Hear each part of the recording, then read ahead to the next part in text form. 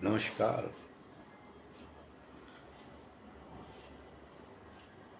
Disclaimer देना चाहता हूँ। ये मेरा वीडियो एजुकेशनल पर्पज़ के लिए है और किसी भी निवेश से पहले अपने वित्तीय सलाहकार की सलाह पर ही कोई निवेश का डिसीजन लें। किसी भी लाभ या हानि के लिए मैं और मेरा चैनल जिम्मेदार नहीं होगा। तो आज हम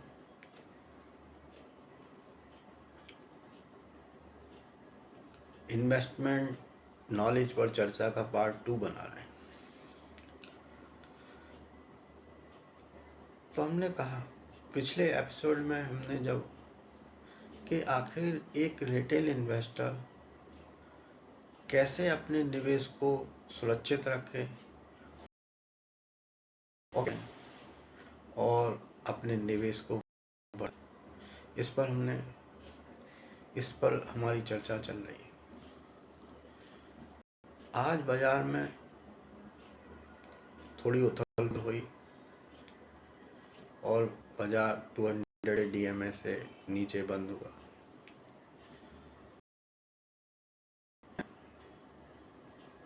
तो जो निवेशक होते हैं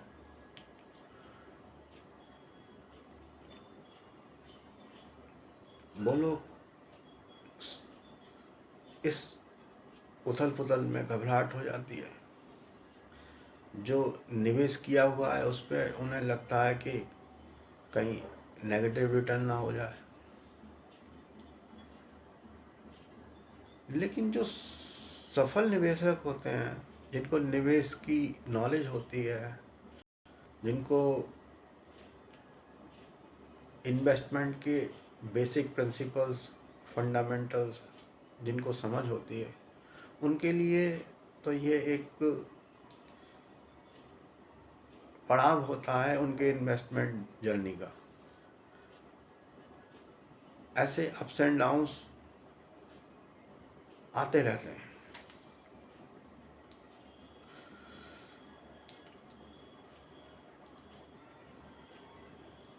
निवेशकों को बाजार की अपेक्षा जिस कंपनी में, जिस सेक्टर में उन्होंने निवेश किया है उस पर उन्हें ज़्यादा विचार करना चाहिए, ना कि बाज़ार के सेंटिमेंट या बाज़ार में तो ऐसे कुछ ना कुछ चलता ही रहता है। विश्व में कहीं पे भी फाइनेंशियल क्राइसिस होती है, उसका असर बाजार पर पड़ता है। कहीं जियोपॉलिटिकल कोई टेंशन होती है, उसका प्रभाव बाजार पर पड़ता है। इंटरेस्ट रेट इंटरनेशनल मार्केट में बढ़ते हैं, उसका भी प्रभाव बाजार पर पड़ता है। अभी जैसे रसिया यूक्रेन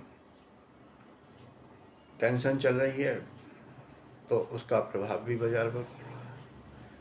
इजराइल हमास की चल रही है, उसका भी प्रभाव। तो ये प्रभाव तो चलते रहते हैं। निवेशकों के उनके कैरियर में ये आते रहते हैं, जाते रहते हैं, ऐसे पड़ा। तो हमें अपने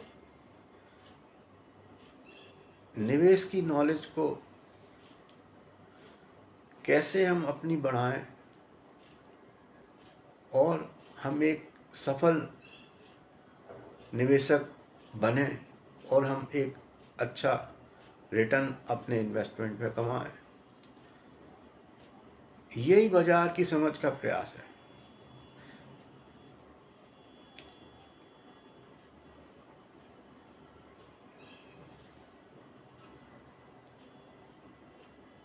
और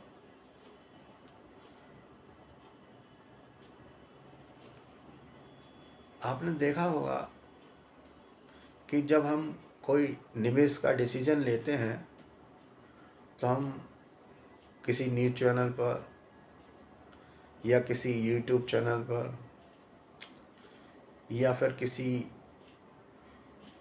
जो भी हम सर्च कर सकते हैं हम सर्च करते हैं कि हम इस कंपनी के बारे में हमें ज़्यादा से ज़्यादा ज्ञान हो।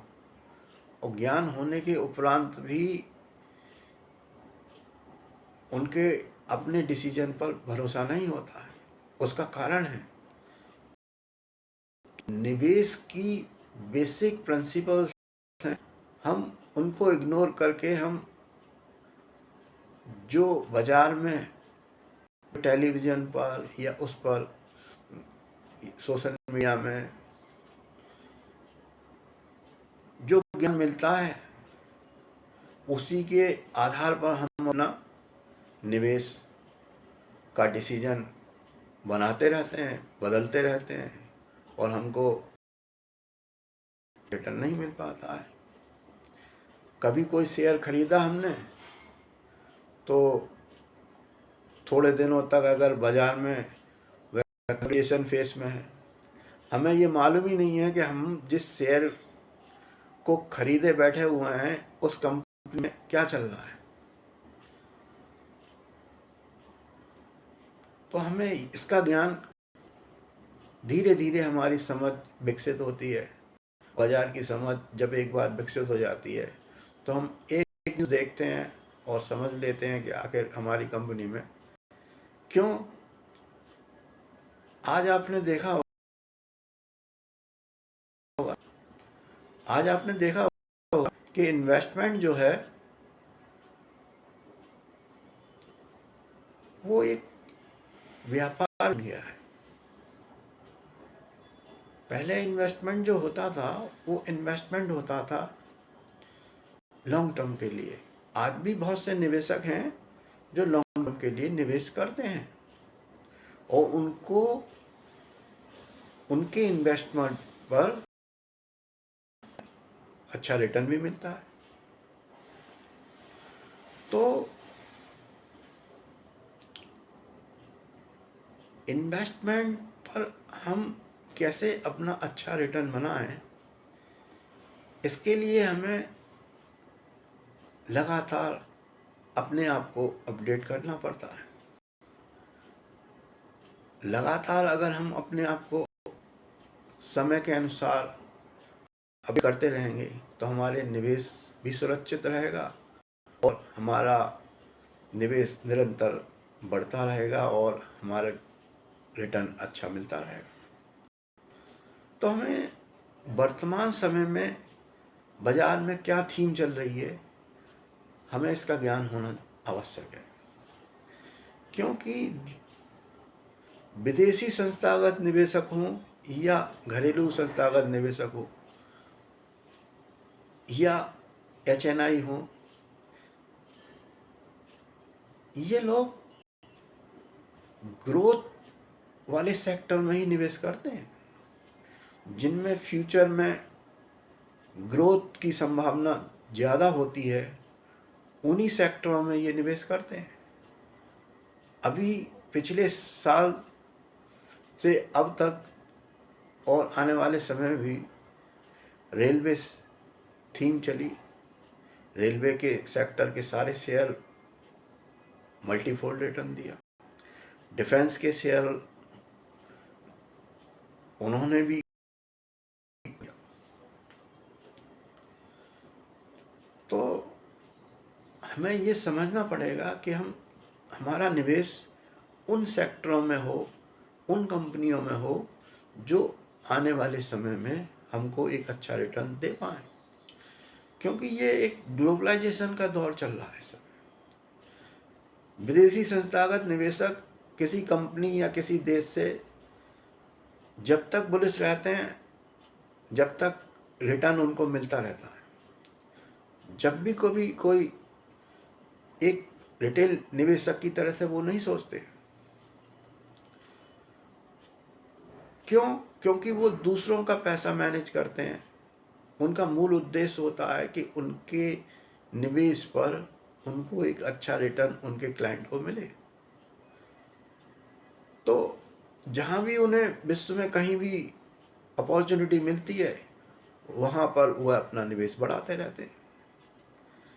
क्योंकि भारत एक उभरती हुई इकोनॉमी है, तो भारत में निवेश में उनको लाभ मिल रहा है और रिटेल इन्वेस्टर को भी लाभ मिल रहा है। लेकिन जो शॉर्ट टर्म में कमाने के लिए या शॉर्ट टर्म में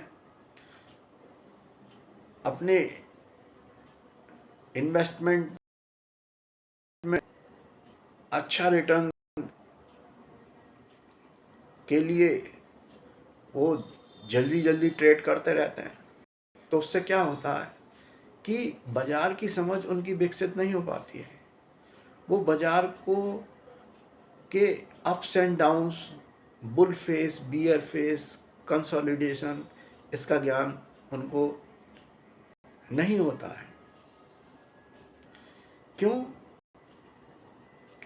इसका कारण ये है कि वो अपने इन्वेस्टमेंट डिसीजन पर एक तो भरोसा नहीं होता है। जरा सी कोई न्यूज़ आई, वो उसके क्या इम्प्लीकेशंस होंगे उनके कंपनी के शेयर प्राइस पर, उनको उतना ज्ञान नहीं होता है। या जिस कंपनी में वे निवेशित हैं उसमें कोई रेगुलेटरी चेंज आ गई, बिजनेस में कोई, जिस सेक्टर में उनका निवेश है उस सेक्टर में अप साइकिल है या डाउन साइकिल है, रॉ मटेरियल कॉस्ट बढ़ गई है, या फिर जिस क्षेत्र में वह, जिस सेक्टर में वह कंपनी काम करती है उस सेक्टर में कोई कंपटीशन बढ़ गया है या कोई डिस्रप्शंस आ गया है, कोई नई टेक्नोलॉजी आ गई है या उसकी डिमांड कम हो गई है। इसके लिए हमें निरंतर अपनी नॉलेज को बढ़ाते रहना पड़ेगा और ये एक निरंतर ज्ञान को अपडेट करने का काल अगर निवेशक करते रहेंगे तो मुझे पूरा विश्वास है कि एक रिटेल निवेशक अच्छा धन उभरती हुई भारत इकोनॉमी में धन कमाएगा। तो आज हम पार्ट 2 को, इन्वेस्टमेंट की नॉलेज के पार्ट 2 को आज हम यहीं तक रखते हैं और आगे इस पर चर्चा करते रहेंगे। कैसे एक रिटेल निवेशक एक अच्छा रिटर्न कमाए और एक सफल निवेशक के रूप में उसको जाना जाए। आपको अगर मेरा वीडियो अच्छा लगे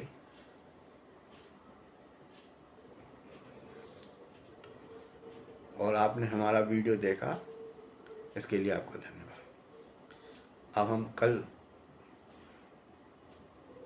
पार्ट 3 इन्वेस्टमेंट नॉलेज पर बनाएंगे।